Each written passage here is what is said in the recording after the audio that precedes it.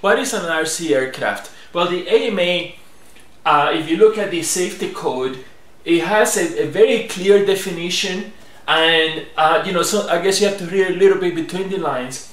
But something that's helpful to know is that the FAA is the government body that controls the use of the airspace over the United States.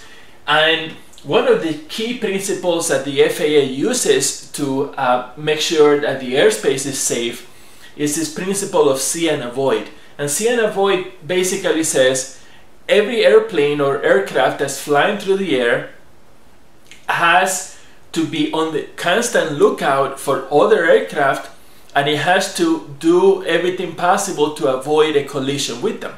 Which is very straightforward.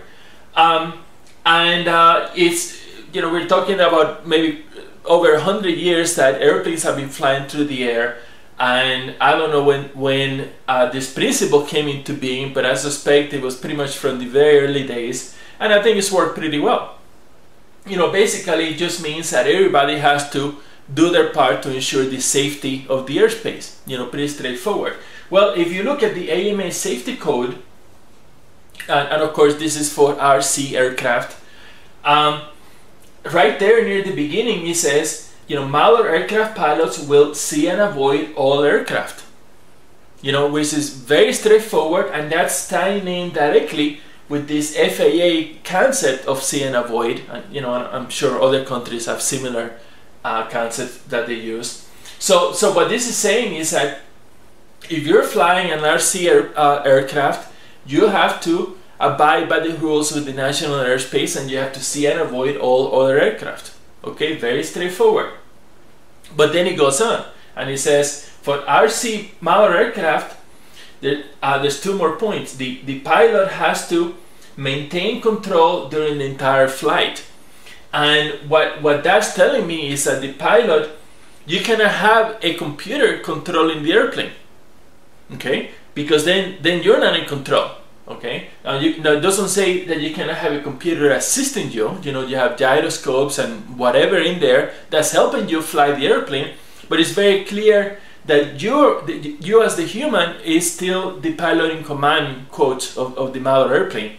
And if you're going to be flying under the AMA rules, you as a human has to maintain control during the entire flight, not just let the computer fly it and then it gets into trouble, you take over. No, clearly that's not the case. Okay, but the other part is you have to maintain visual contact without enhancement other than corrective lenses. Well, that's a really important point, meaning not only do you as the human has to maintain control during the entire flight, but you have to be able to see this aircraft without using any technology other than a pair of glasses.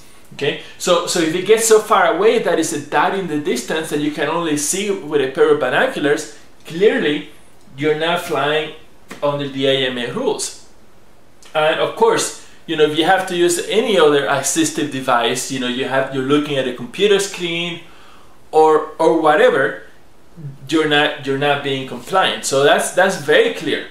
And then if you read the beginning of the safety code, it clearly states that, again, to fly under the AMA RC rules, you have to be flying exclusively for sport, recreation, and or competition. So what that boils down to is that it's not a military purpose and it's not a commercial purpose. So to summarize, it is an RC aircraft, airplane or helicopter or whatever.